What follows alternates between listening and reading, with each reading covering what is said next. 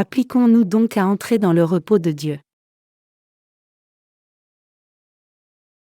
Hébreux 4, 1, 13. Craignons donc, tandis que la promesse d'entrer dans son repos subsiste encore, qu'aucun de vous ne paraisse être venu trop tard.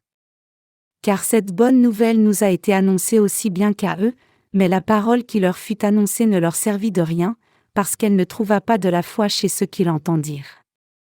Pour nous qui avons cru, nous entrons dans le repos, selon qu'il dit, « Je jurai dans ma colère, ils n'entreront pas dans mon repos. » Il dit cela, quoique ses œuvres eussent été achevées depuis la création du monde.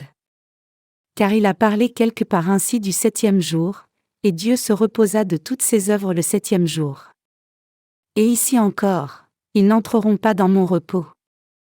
Or, puisqu'il est encore réservé à quelques-uns d'y entrer, et que ceux à qui d'abord la promesse a été faite n'y sont pas entrés à cause de leur désobéissance, Dieu fixe de nouveau un jour aujourd'hui en disant dans David si longtemps après, comme il est dit plus haut, aujourd'hui, si vous entendez sa voix, n'endurcissez pas vos cœurs.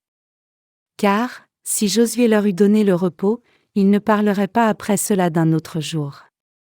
Il y a donc un repos de sabbat réservé au peuple de Dieu. Car celui qui entre dans le repos de Dieu se repose de ses œuvres, comme Dieu s'est reposé des siennes. Efforçons-nous donc d'entrer dans ce repos, afin que personne ne tombe en donnant le même exemple de désobéissance. Car la parole de Dieu est vivante et efficace, plus tranchante qu'une épée quelconque à 2 tranchants, pénétrante jusqu'à partager âme et esprit, jointure et moelle, elle juge les sentiments et les pensées du cœur. Nulle créature n'est cachée devant lui, mais tout est à nu et à découvert aux yeux de celui à qui nous devons rendre compte. Dieu le Père a expié tous nos péchés pour que quiconque croit en la justice de Jésus soit capable de trouver le vrai repos. Dieu a rendu possible à chacun de nous de jouir de son repos juste en croyant en sa justice. En d'autres termes, Dieu a maintenant permis que quiconque vient à la justice de Jésus-Christ trouve le repos. Tout comme nous pouvons nous reposer confortablement quand nous finissons un projet et ne devons plus y travailler, notre Seigneur a ainsi préparé complètement notre salut, pour que nous soyons purifiés de tous nos péchés en croyant en l'évangile de l'eau et de l'esprit. Comme notre Seigneur nous a donné l'évangile de l'eau et de l'esprit en cette époque, il nous a permis de trouver le repos par la foi tout comme il nous l'avait promis. Dieu s'est reposé le 7e jour de la création, et maintenant il nous a bénis nous tous qui croyons vraiment en l'évangile de l'eau et de l'esprit pour que nous nous reposions aussi. Accordons une attention particulière au passage qui dit « Craignons donc que quelqu'un d'entre vous paraisse ne pas l'atteindre » Hébreux 4:1. Dieu le Père nous a promis le repos avant même de nous créer, et il a cherché à accomplir cette promesse et accomplir notre salut en envoyant Jésus-Christ sur la terre. C'est à tout être humain que Dieu le Père a promis de donner ses bénédictions. Même avant la fondation du monde, Dieu le Père savait déjà que l'homme serait trompé par Satan et tomberait dans le péché, et c'est pour cela qu'il a promis de préparer ce repos et de le donner à nous tous qui croirions en l'évangile de l'eau et de l'esprit. Le passage des Écritures d'aujourd'hui nous rappelle donc que la promesse bénie de Dieu demeure avec nous, mais nous rappelle aussi que nous pourrions manquer cette promesse. Autrement dit, Dieu nous enseigne ici que nous devrions tous nous assurer que nous sommes en mesure de prendre part à cette parole de promesse par la foi. Le repos donné par Dieu signifie littéralement un repos paisible. Personne ne travaille tout le temps sans arrêt, mais chacun prend un peu de temps de repos. Tout repos qui vient après un dur labeur est doux et rafraîchissant même s'il est court. Par exemple, nous avons fait une petite pause aujourd'hui après avoir fait un culte en plein air, et cette seule expérience nous permet de voir que même un bref repos du travail est plus doux que tout le miel de ce monde. Cependant, même si nous avons apprécié notre pause dans un magnifique parc aujourd'hui, cela ne peut même pas se comparer au repos donné par Dieu. S'il y a une chose qui soit similaire, c'est que nous n'avons rien eu à faire aujourd'hui pour le pique-nique car tout l'équipement au lieu du pique-nique était déjà préparé par les services du parc à l'avance. Dans un même sens, nous n'avons rien à faire pour notre salut afin de jouir du repos éternel que Dieu nous a promis, et nous pouvons l'obtenir juste en croyant en l'évangile de l'eau et de l'esprit dans notre cœur. Dieu nous attend, ayant déjà préparé toutes les bénédictions de la foi pour nous. Aucun de nous ne peut observer la loi donnée par Dieu à la perfection, mais nous pouvons maintenant atteindre le salut parfait et trouver ce vrai repos juste en croyant en l'évangile de l'eau et de l'esprit que Dieu nous a donné en ce temps. Dieu a déjà préparé notre salut par la vérité de l'évangile de l'eau et de l'esprit à l'avance. Ayant ainsi préparé la vérité du salut qui nous est indispensable à tous, Dieu voulait la donner seulement à ceux qui croient en l'évangile de l'eau et de l'esprit. Il est très important que nous saisissions cette volonté de Dieu. Notre vrai salut se trouve dans la justice de Dieu, et bien que nous puissions recevoir toutes les bénédictions de Dieu si nous croyons en cette vérité du salut, nous ne pouvons atteindre le salut sans cette foi. Autrement dit, même si notre Seigneur a promis de nous donner le vrai salut, nous ne pouvons jouir de ce salut à moins d'avoir la foi.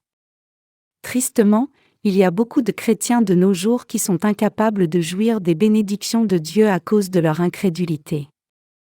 C'est pour cela que la Bible dit « Craignons donc, tandis que la promesse d'entrer dans son repos subsiste encore, qu'aucun de vous ne paraisse être venu trop tard. » Hébreux 4h1.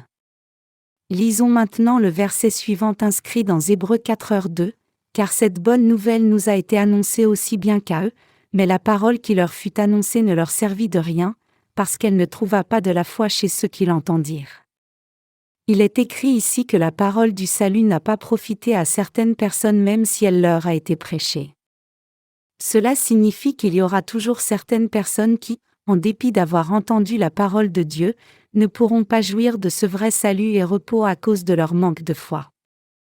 Alors qui parmi nous est incapable de jouir des bénédictions de Dieu même après avoir entendu sa parole? Qui parmi nous est incapable de recevoir l'aide de Dieu? Dieu le Père a garanti son vrai salut à tous ceux qui croient en l'évangile de l'eau et de l'esprit qui constitue la justice de Dieu. Le problème, cependant, c'est que beaucoup de gens rejettent leur propre salut en refusant de croire cette justice de Dieu. Même si le Dieu trinitaire a délivré tous les humains de leurs péchés par l'évangile de l'eau et de l'esprit, beaucoup de gens refusent encore d'accepter cet évangile du salut, et par conséquent ne profitent pas des bénédictions de Dieu. Cela brise le cœur de voir tant de gens refuser d'accepter le salut dans leur cœur en dépit du fait que Dieu les ait sauvés de tous les péchés du monde par l'évangile de l'eau et de l'esprit. C'est à cause du manque de foi que tant de gens de nos jours luttent si dur, incapables de jouir du repos même si Dieu leur a donné ce repos. Nous devons tous connaître la vérité de l'évangile de l'eau et de l'esprit et y croire du fond de nos cœurs. Dieu a tout fait pour que nous ne luttions plus jamais à cause de nos péchés, et ne soyons jamais condamnés à l'enfer à cause de nos péchés. C'est pour nous délivrer de tous nos péchés que Jésus-Christ est venu nous chercher. Et puisque personne ne pouvait résoudre le problème des péchés lui-même, nous avons tous dû croire en la justice de Dieu. Nous devions tous accepter l'évangile de l'eau et de l'esprit dans nos cœurs avec reconnaissance. Tragiquement, trop de gens rejettent encore ce salut donné par Dieu. Ces gens rejettent l'aide de Dieu, disant qu'ils n'ont pas besoin de lui pour atteindre leur propre salut. La Bible dit « Car cette bonne nouvelle nous a été annoncée aussi bien qu'à eux, mais la parole qui leur fut annoncée ne leur servit de rien, parce qu'elle ne trouva pas de la foi chez ceux qui l'entendirent. » Hébreux 4h2. Donc, ceux qui ont accepté l'évangile de l'eau et de l'esprit de Dieu dans leur cœur ont trouvé le repos, mais ceux qui ont rejeté cette aide ont dû être détruits. Unir nos cœurs à la justice de Dieu, c'est être en harmonie avec Dieu. Quand Dieu dit que nous avons besoin de son aide, nous devons l'admettre en disant « Oui, Seigneur. Nous avons besoin de ton aide. » Nous sommes sauvés de tous nos péchés quand nous admettons que nous avons besoin de l'aide de Dieu comme cela et acceptons son évangile de l'eau et de l'esprit dans nos cœurs. Nous avons tout besoin du salut de Dieu, et c'est quand nous acceptons ce salut par la foi que nous pouvons réellement remercier Dieu et nous unir vraiment à lui. Nous pouvons alors suivre la volonté de Dieu dans une obéissance complète, ce en quoi consiste toute vie de justice. L'aide de Dieu n'est-elle pas absolument indispensable à toutes nos vies? L'aide de Dieu est effectivement désespérément nécessaire à chacun de nous. C'est parce que nous ne pouvons pas atteindre le salut par nous-mêmes, et heureusement, Dieu ne veut pas nous abandonner à nous-mêmes pour finir en enfer. C'est précisément comme cela parce que nous aurions tous fini en enfer si Dieu n'était pas venu nous chercher pour nous aider à éviter ce sort. Mais pour recevoir cette aide de Dieu, nous devons croire en l'évangile de l'eau et de l'esprit qu'il nous a donné. Autrement, l'aide de Dieu est gaspillée, et c'est pour cela que la Bible dit « Mais la parole qui leur fut annoncée ne leur servit de rien, parce qu'elle ne trouva pas de la foi chez ceux qui l'entendirent. » Hébreux 4:2. En nous confiant en la parole de justice de notre Dieu, nous devons tous confirmer notre salut et nous unir à Dieu. Il est absolument impératif que nous nous soumettions à l'autorité de la parole donnée par Dieu et y croyions en professant « Seigneur Dieu, voulais-tu nous aider comme cela ? Tu nous as donné l'évangile de l'eau et de l'esprit pour nous sauver de tous les péchés du monde. » Nous devons donc nous unir à la parole de justice de Dieu comme cela. L'œuvre de salut que Dieu a faite pour nous est expliquée dans l'évangile de l'eau et de l'esprit, et cet évangile authentique nous a été donné pour notre délivrance. Nous devrions donc croire au sacrifice que notre Dieu a fait pour nous, c'est-à-dire l'évangile de l'eau et de l'esprit, et ainsi être réconciliés avec Dieu. Jésus a expié tous nos péchés une fois pour toutes en étant baptisé et versant son sang.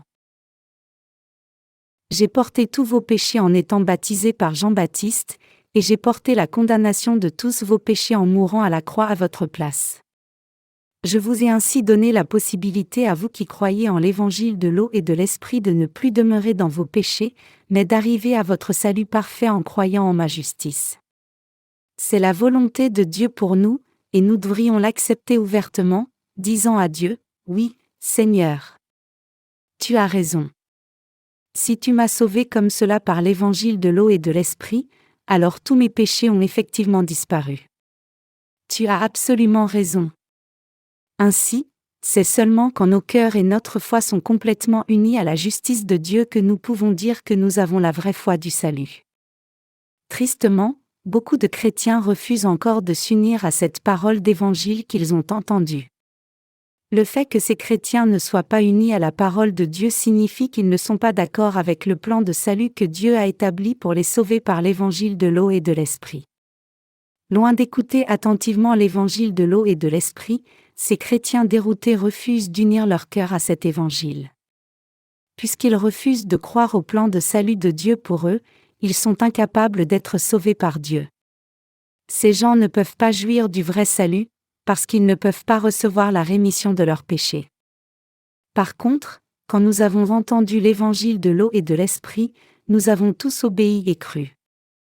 Puisque nous nous sommes unis à Dieu par la foi en l'évangile de l'eau et de l'esprit, nous avons trouvé le vrai repos, et donc nous avons la paix dans nos cœurs.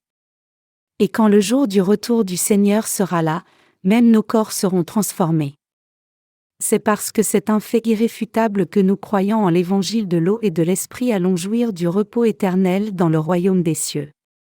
Le problème cependant dans les communautés chrétiennes aujourd'hui, c'est que trop de gens n'ont pas encore reçu le salut parce qu'ils refusent de croire cet évangile béni de Dieu. Puisque la Bible dit que quiconque n'est pas uni à Dieu par la foi ne peut pas entrer dans son repos, ces chrétiens déroutés qui refusent de croire en l'évangile de l'eau et de l'esprit ne peuvent pas trouver de vrai repos. Quel genre de repos est hors de leur portée alors ? Avant tout, ces pécheurs chrétiens ne peuvent pas trouver de repos pour leur cœur quand ils vivent sur la terre parce qu'ils ne croient pas l'évangile de l'eau et de l'esprit donné par Dieu, et par conséquent ils n'ont pas reçu la rémission des péchés dans leur cœur.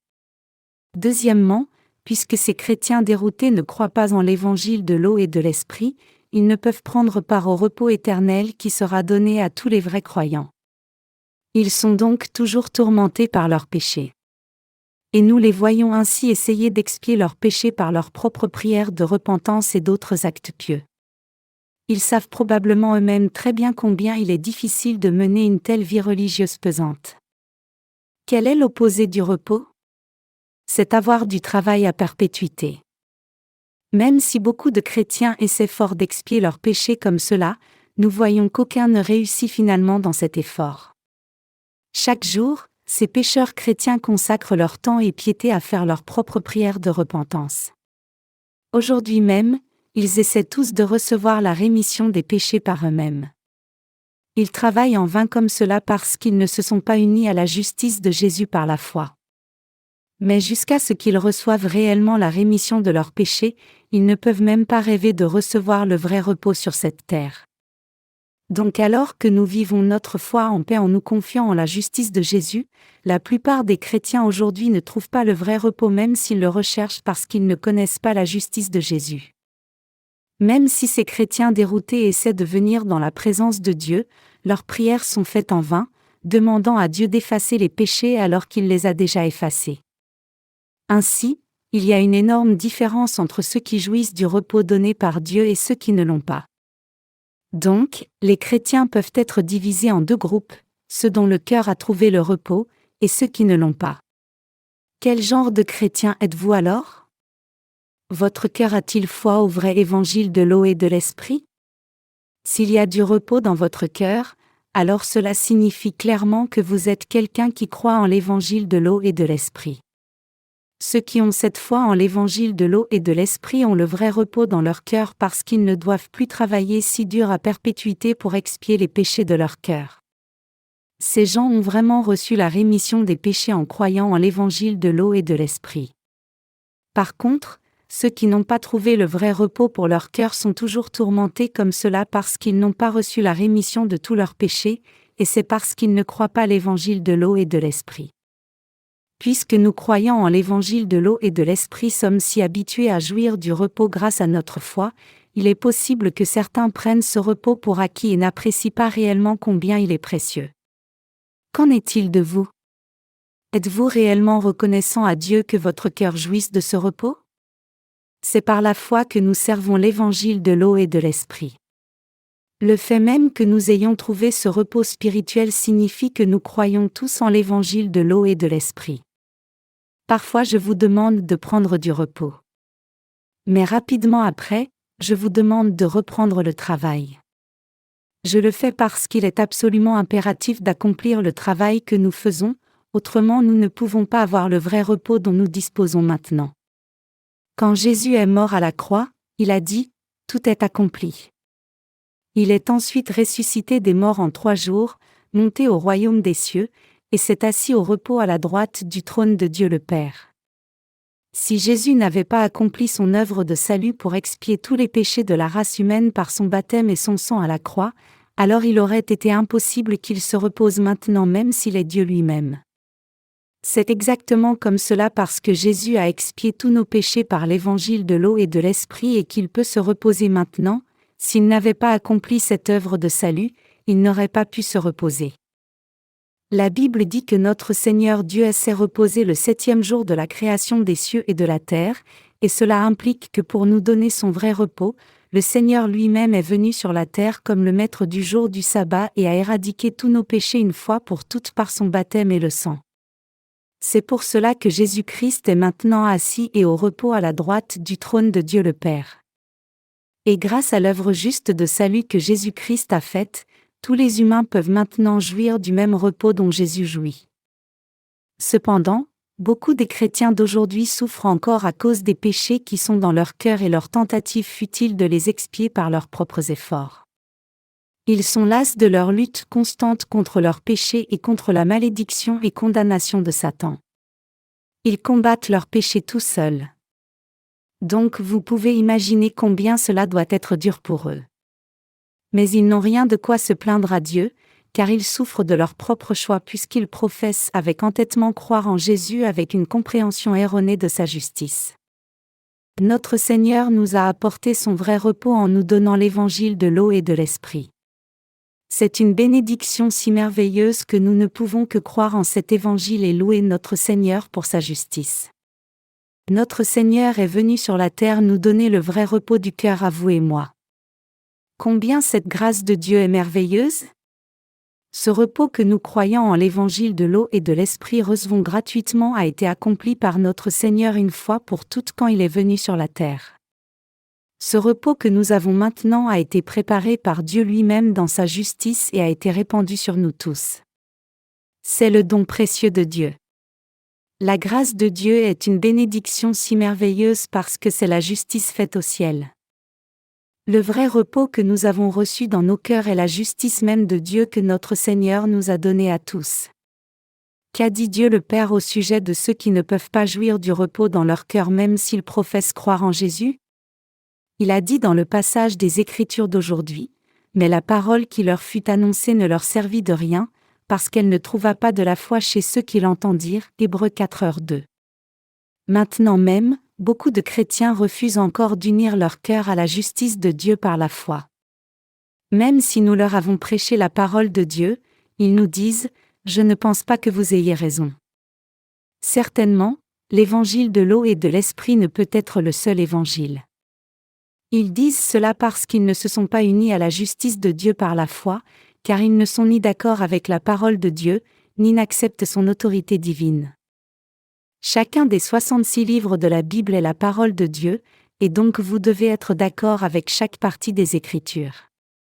Vous ne pouvez vous décrire comme quelqu'un qui croit réellement la justice de Dieu si vous croyez seulement des parties des Écritures et ignorez d'autres parties. Si quelqu'un croit seulement certaines parties de la parole de la Bible mais pas les autres, cette personne ne peut pas vraiment être quelqu'un qui croit en Dieu entièrement. En d'autres termes, quand il s'agit de croire en Dieu, nous ne pouvons réellement dire que nous croyons en Dieu si nous croyons certaines de ses paroles mais pas d'autres. Nous devons croire chaque partie de la parole de Dieu, et s'il y a une partie que nous n'arrivons pas à comprendre, alors nous devons faire des efforts pour apprendre ces parties et y croire tel que c'est. Il y a beaucoup de chrétiens de nos jours qui croient la parole de Dieu seulement s'ils sont en mesure de la comprendre selon leurs propres pensées limitées, mais ne croient pas s'ils ne peuvent pas comprendre. Mais ces chrétiens dans l'erreur doivent réaliser ce que Dieu leur dit. Quiconque possède la vraie foi en la justice de Dieu est nécessairement d'accord avec toute partie de la parole de Dieu.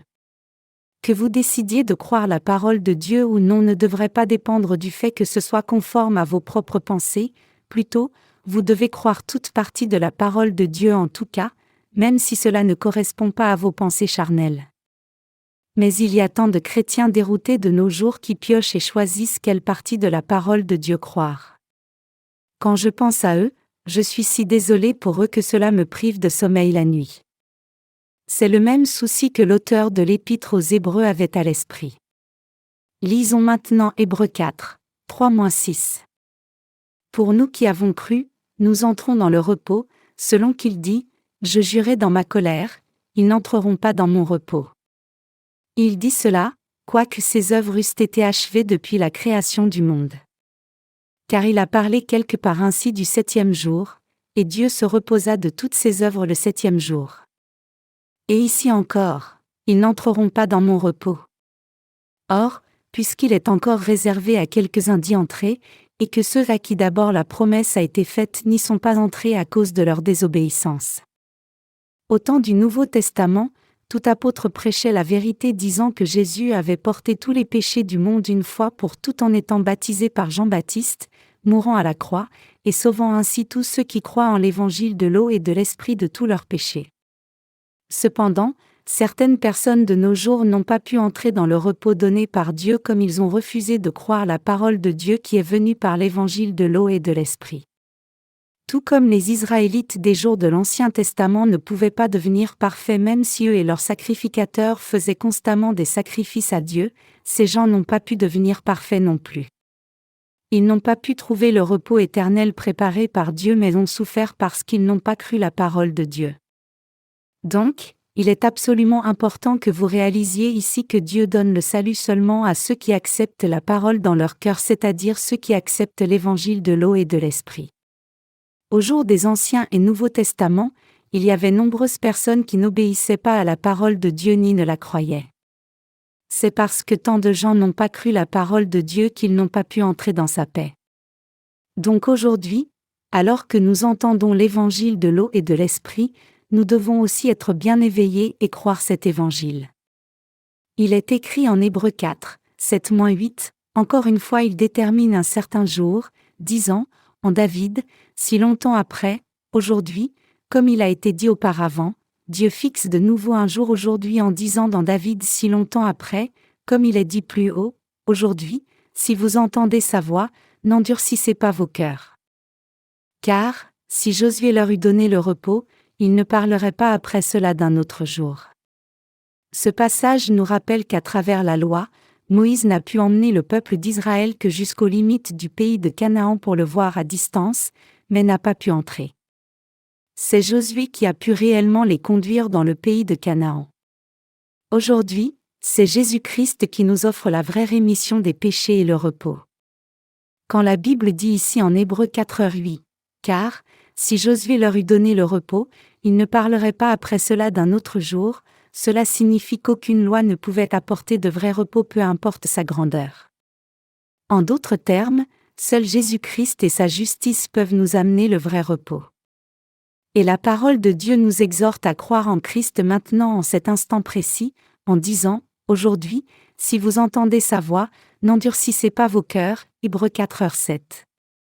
Parfois nous trouvons difficile d'accepter la parole de salut de Dieu parce que notre cœur est endurci.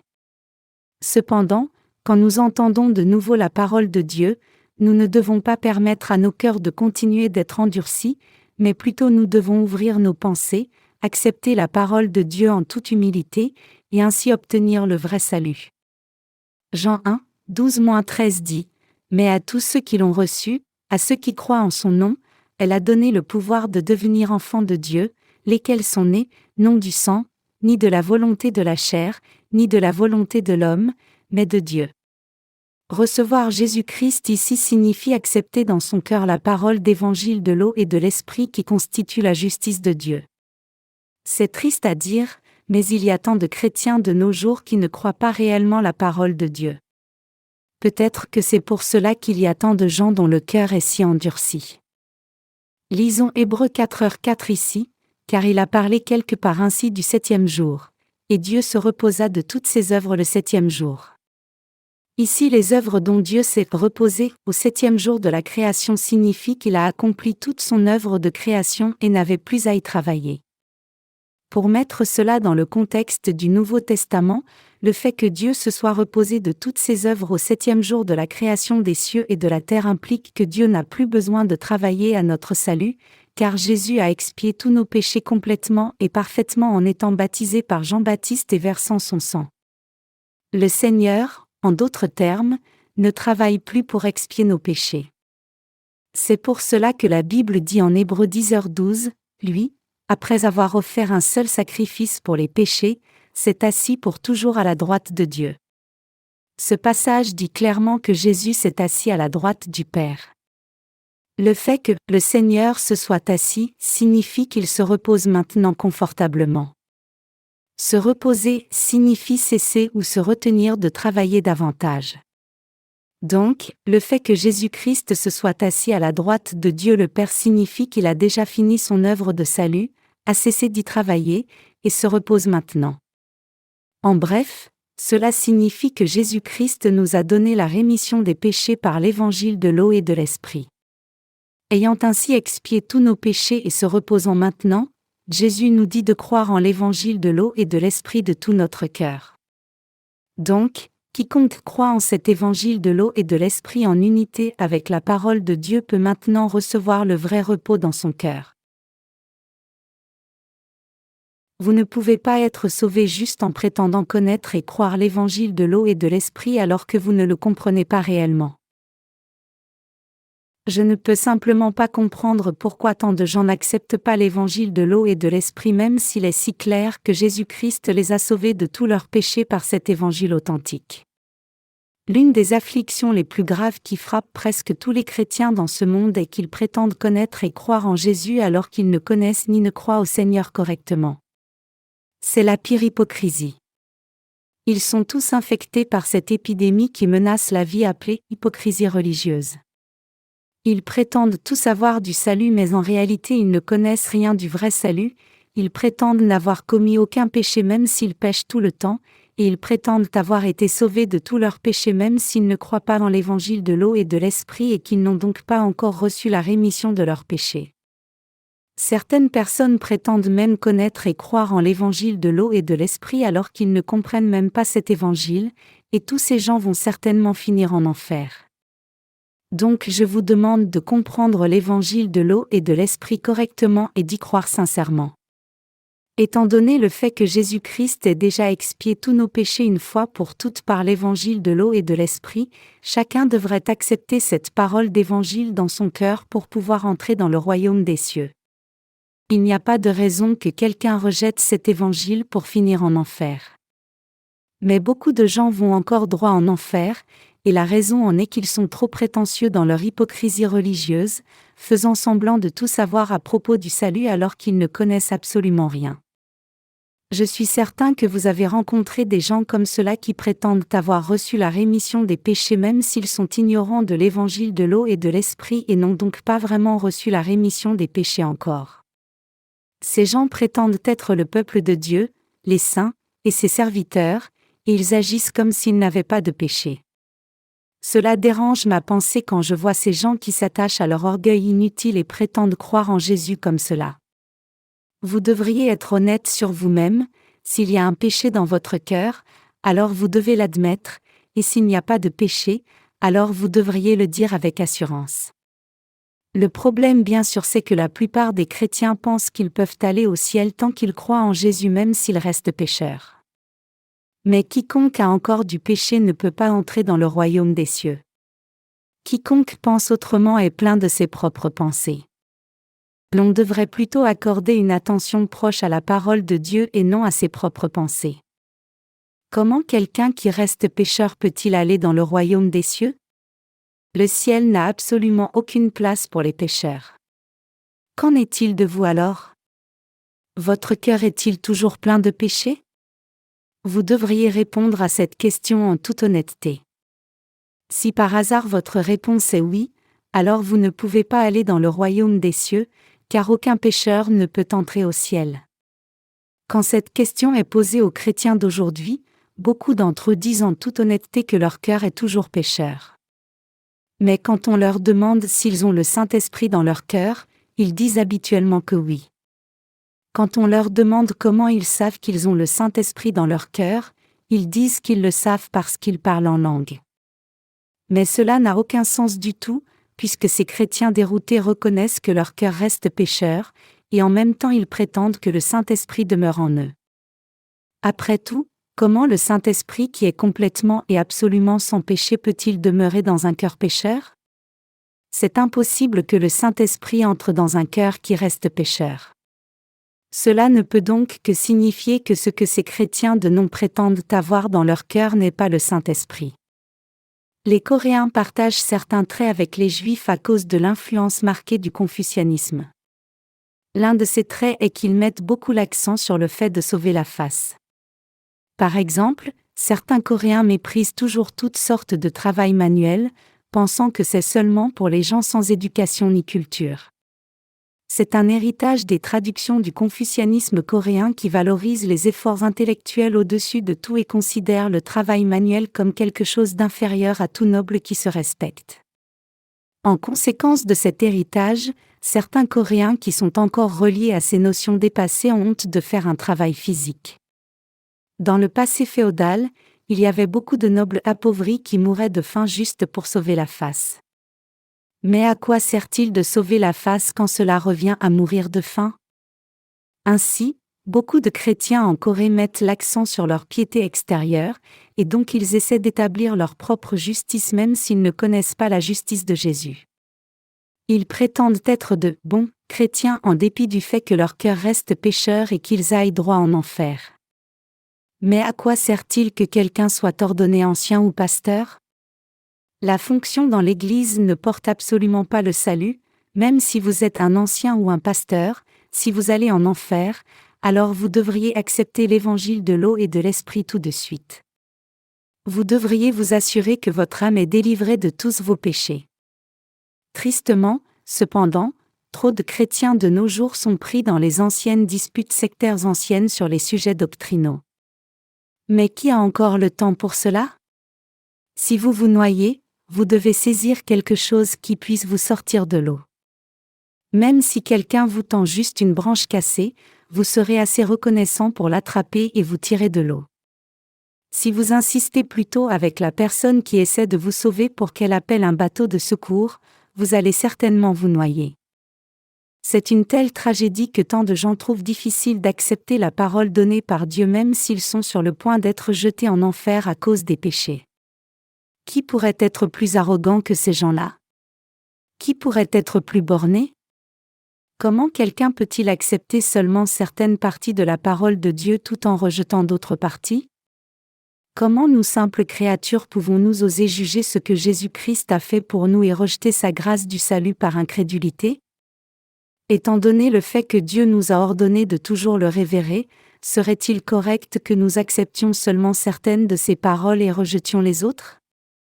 Non, bien sûr que non. Nous n'avons pas d'autre choix qu'accepter chaque parole de Dieu dans nos cœurs et la saisir. Le problème, cependant, c'est que la vaste majorité des chrétiens d'aujourd'hui souffrent de l'affliction de l'hypocrisie religieuse, prétendant tout connaître et croire. Mais ces gens ne se sont pas unis à la parole de Dieu. Ils verront tout le jugement de Dieu au dernier jour.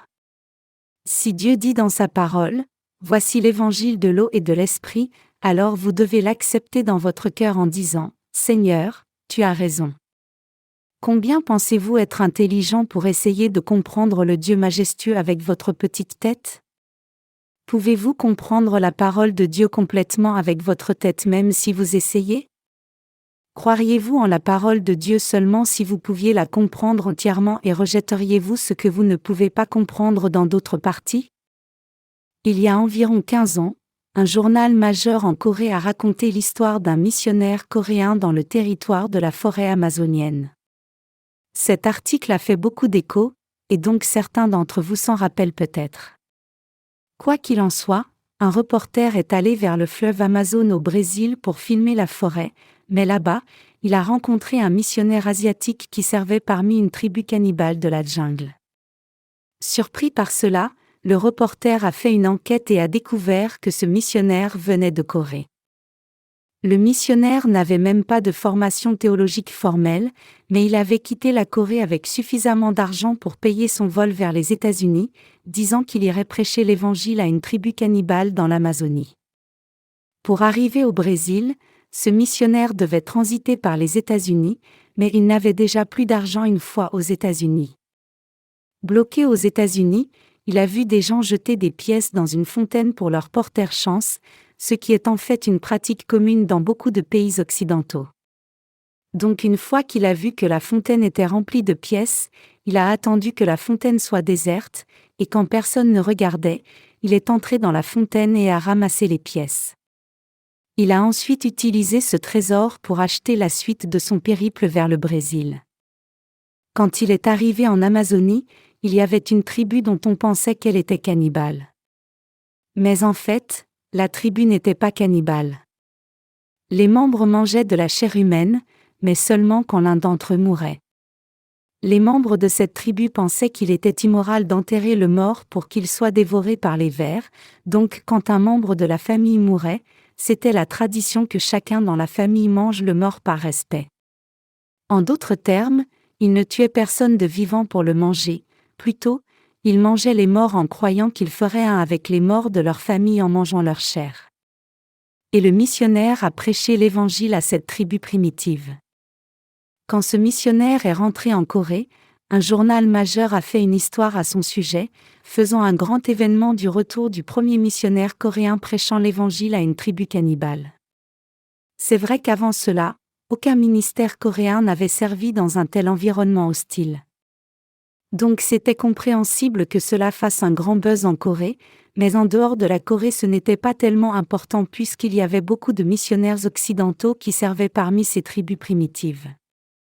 Ce missionnaire a été ensuite invité par un séminaire dans l'une des dénominations presbytériennes majeures de Corée pour faire des réunions de réveil pour les étudiants. En prêchant dans un grand amphithéâtre rempli d'étudiants diplômés et de professeurs de théologie, le missionnaire a posé aux étudiants la question suivante: « Pourquoi fréquentez-vous ce séminaire ?» Un étudiant a répondu et dit: « Pour devenir pasteur, bien sûr. » Le missionnaire a demandé alors: « Que ferez-vous quand vous serez devenu pasteur ?» « Je prêcherai l'Évangile. » « Pourquoi étudiez-vous la théologie alors ? » « J'étudie pour comprendre Dieu. » Le missionnaire dit alors: Comment pouvez-vous comprendre un Dieu si majestueux, grand et infini avec votre petite tête? Si vous pouviez comprendre Dieu comme cela, serait-il vraiment divin? Il y a eu alors du trouble parmi les étudiants, se demandant « Que dit-il » Dit-il que nous avons tort d'étudier Dieu? Le missionnaire poursuivit alors en disant « Je n'ai pas étudié la théologie. Mais est-ce que je ne révère pas Dieu plus que vous? Par hasard, n'étudiez-vous pas la théologie juste pour vous exalter vous-même? Cela a-t-il du sens que vous étudiez le Dieu majestueux avec une si petite tête? N'est-ce pas une grande erreur? Cessez ce non-sens. Vous venez de dire que vous étiez là parce que vous vouliez devenir pasteur pour prêcher l'Évangile. Mais n'avez-vous pas du péché dans votre cœur? Vous n'êtes pas quelqu'un qui a reçu la rémission des péchés, ni quelqu'un qui croit réellement en Jésus-Christ. Que ferez-vous donc une fois diplômé de ce séminaire? Allez-vous servir en tant que pasteur? Mais si vous devenez pasteur comme cela, alors vous serez juste quelqu'un qui gagne son salaire, pas un authentique pasteur. Ainsi, ce missionnaire n'a pas mâché ses mots pour éprouver ses étudiants. Il a ensuite tourné son attention vers les professeurs du séminaire et leur a dit « Vous enseignez ici comme professeur juste pour gagner votre vie. Vous n'étudiez pas la théologie parce que vous révérez réellement Dieu. Comment un humain peut-il essayer de comprendre Dieu par un moyen scolaire? Dieu se comprend seulement par la foi et à travers sa parole. Que essayez-vous donc d'accomplir en étudiant Dieu? C'est seulement en acceptant la parole de Dieu que quelqu'un a la vraie foi. Le missionnaire a dit ces paroles dures dans une réunion de réveil, donc vous pouvez facilement imaginer combien l'auditoire devait se sentir mal à l'aise. Jésus-Christ a donné son repos à nos cœurs par l'évangile de l'eau et de l'esprit, et la seule raison pour laquelle tant de gens ne peuvent pas jouir de ce repos est qu'ils ne croient pas en cet évangile. Ces gens sont insensés, arrogants et bornés. Le Dieu Trinitaire a promis le repos à tous ceux qui croient en l'évangile de l'eau et de l'esprit, et selon cette promesse, Dieu lui-même a personnellement accompli tout notre salut par l'évangile de l'eau et de l'esprit. Donc, si vous ne connaissez pas encore l'évangile de l'eau et de l'esprit, qui est la parole de Dieu, alors tout ce que vous devez faire c'est apprendre cet évangile, et si vous avez déjà appris cet évangile, alors vous devez seulement y croire et l'accepter dans votre cœur. Pourquoi ne voulez-vous pas, alors, connaître l'évangile de vérité de l'eau et de l'esprit? Et si vous connaissez déjà cette vérité, pourquoi refusez-vous d'y croire? Même si nombreux chrétiens professent croire en Jésus, ils ne sont pas encore entrés dans son repos parce qu'ils n'ont pas accepté la parole d'évangile de l'eau et de l'esprit qui constitue la justice de Dieu. C'est parce que ces chrétiens déroutés n'ont pas accepté la vérité de la justice de Dieu qu'ils sont incapables de venir dans son repos à cause de leur désobéissance. Lorsque nous entendons la parole de Dieu, nous devons toujours rejeter notre entêtement et accepter la parole d'évangile de la justice de Dieu dans nos cœurs en toute humilité. Qu'en est-il de vous alors? Croyez-vous que ce soit l'évangile de l'eau et de l'esprit qui vous donne le vrai repos et la rémission des péchés? Le Seigneur vous a effectivement donné ce repos gratuitement, mais vous devez croire en la justice de ce Seigneur pour le recevoir. Lisons maintenant Hébreux 4, 9-13. Il y a donc un repos de sabbat réservé au peuple de Dieu. Car celui qui entre dans le repos de Dieu se repose de ses œuvres, comme Dieu s'est reposé des siennes. Efforçons-nous donc d'entrer dans ce repos, afin que personne ne tombe en donnant le même exemple de désobéissance. Car la parole de Dieu est vivante et efficace, plus tranchante qu'une épée quelconque à deux tranchants, pénétrante jusqu'à partager âme et esprit, jointure et moelle, elle juge les sentiments et les pensées du cœur. Nulle créature n'est cachée devant lui, mais tout est à nu et à découvert aux yeux de celui à qui nous devons rendre compte. Comme la Bible le dit ici, il reste un repos pour le peuple de Dieu qui croit en l'évangile de l'eau et de l'esprit. Notre Seigneur nous a donné le vrai repos gratuitement. Il nous a rendus capables de nous reposer paisiblement éternellement. Dieu a préparé un repos éternel pour nous pour que nos âmes ne souffrent plus sur cette terre. Et ce lieu de repos n'est autre que l'évangile de l'eau et de l'esprit. Ayant expié tous nos péchés une fois pour toutes et préparé la rémission des péchés pour tous ceux qui croient en l'évangile de l'eau et de l'esprit, notre Seigneur Jésus est maintenant assis et se repose à la droite de Dieu le Père. Qu'en est-il de votre cœur alors? Votre cœur jouit-il maintenant du repos qui vient de la foi en l'évangile de l'eau et de l'esprit? Si vous croyez en la justice de Jésus-Christ, alors vous avez aussi reçu la rémission des péchés et votre cœur est maintenant au repos. Hébreux 4h11 dit : « Efforçons-nous donc d'entrer dans ce repos, afin que personne ne tombe en donnant le même exemple de désobéissance. » Si vous voulez vraiment être sauvé de tous vos péchés, vous devez sans aucun doute croire en l'évangile de l'eau et de l'esprit. Vous ne devez jamais vous focaliser sur vos propres efforts charnels, comme essayer de jeûner et prier beaucoup, faire vos propres prières de repentance chaque jour et faire beaucoup de bonnes œuvres, ou être bénévole pour une bonne cause. Le vrai repos est vécu non par ces moyens-là mais en croyant en l'évangile de l'eau et de l'esprit. La Bible dit que l'obéissance vaut mieux que les sacrifices. C'est juste en obéissant à la parole d'évangile de l'eau et de l'esprit que nous pouvons jouir du vrai repos et recevoir la bénédiction de devenir les propres enfants de Dieu. Vous devez réaliser ici que vous faites une grave erreur si vous essayez encore d'être sauvé par Dieu par vos propres efforts. Vos propres efforts et œuvres ne sont rien de plus que des déchets qui doivent être rejetés. Chacun doit chercher à venir au vrai salut en croyant en l'évangile de l'eau et de l'esprit qui a été préparé par Dieu. Ceux qui sont déjà venus à l'évangile de l'eau et de l'esprit doivent chercher à mener tous les autres de ce monde à ce vrai évangile. Et ceux qui ne sont pas encore venus dans ce vrai repos doivent rechercher ceux qui prêchent la parole correcte, c'est-à-dire l'évangile de l'eau et de l'esprit. Au lieu d'insister aveuglément sur leur propre dénomination qui serait orthodoxe, ils devraient chercher et venir à l'Église de Dieu qui prêche sa parole correctement, écouter l'évangile de l'eau et de l'esprit, naître de nouveau, et recevoir le vrai repos de Dieu. Il y a beaucoup d'hérétiques et de faux prophètes dans ce monde. Il y a aussi beaucoup de pasteurs qui ne veulent rien d'autre que de l'argent. Cependant, mes chers croyants, il y a aussi beaucoup de serviteurs de Dieu qui croient vraiment en sa parole de l'évangile de l'eau et de l'esprit, ils se reposent de leurs œuvres par cette foi tout comme Jésus se repose de ses œuvres. Ici, vous trouverez des témoins qui attestent la parole de Dieu correctement, et là vous trouverez la vraie Église de Dieu. Vous et moi ne devrions jamais imiter ceux qui désobéissent à Dieu. Aucun de nous ne devrait jamais copier ceux qui désobéissent à la parole de Dieu, mais copier les obéissants.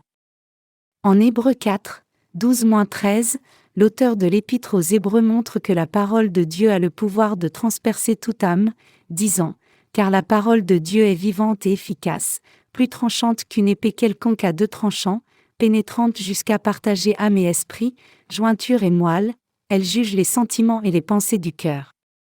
Nulle créature n'est cachée devant lui, mais tout est à nu et à découvert aux yeux de celui à qui nous devons rendre compte. » Que dit la Bible de la parole de Dieu ici?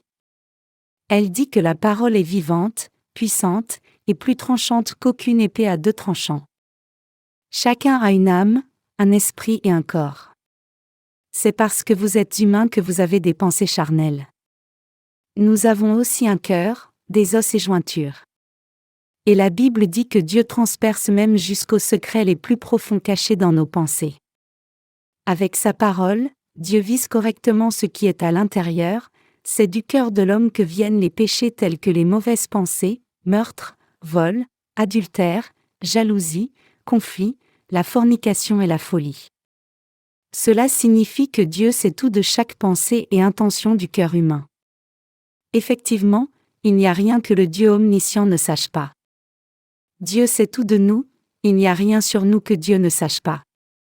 Même si vous trompez votre propre cœur, Dieu sait tout, comme il est écrit, nulle créature n'est cachée devant lui, mais tout est à nu et à découvert aux yeux de celui à qui nous devons rendre compte, Hébreux 4h13. Donc, ne vous trompez pas vous-même devant ce Dieu omniscient. Plutôt, exposez-vous entièrement devant Dieu, admettez vos péchés devant lui, et tenez ferme l'évangile de l'eau et de l'esprit par la foi, qui est la fontaine de la rémission des péchés et du repos donné par Dieu. Voulez-vous réellement venir au vrai repos? Si vous cherchez réellement à venir au vrai repos, alors vous devez reconnaître votre faiblesse quand la parole de Dieu de l'eau et de l'esprit expose votre méchanceté. Quand vous admettez ainsi votre méchanceté, vous serez capable d'avoir foi en l'évangile de l'eau et de l'esprit plus rapidement. Vous entrerez alors dans le repos de Dieu par sa grâce. Notre salut s'obtient seulement en reconnaissant la parole de Dieu, jamais en s'appuyant sur sa propre sagesse ou croyant en des doctrines d'une dénomination. Mes chers croyants, nous avons reçu la rémission des péchés en croyant en l'évangile de l'eau et de l'esprit. Mais il y a encore beaucoup trop de gens qui doivent encore recevoir la rémission des péchés puisqu'ils restent ignorants de cet évangile authentique. Il est absolument indispensable pour nous de prêcher la parole de Dieu correcte à tous ces gens. Dieu nous a confié la tâche de diffuser l'évangile de l'eau et de l'esprit, et il nous a conduits à prêcher de nos lèvres. Ayant construit son temple avec nos mains, nos pieds, nos pensées et notre tout, Dieu est vivant en chacun de nous, et maintenant même il travaille à travers nous. Il veut utiliser chaque partie de notre corps comme son instrument. Notre Seigneur veut accomplir la volonté de Dieu le Père à travers nous. Croyez-vous en cette volonté de Dieu?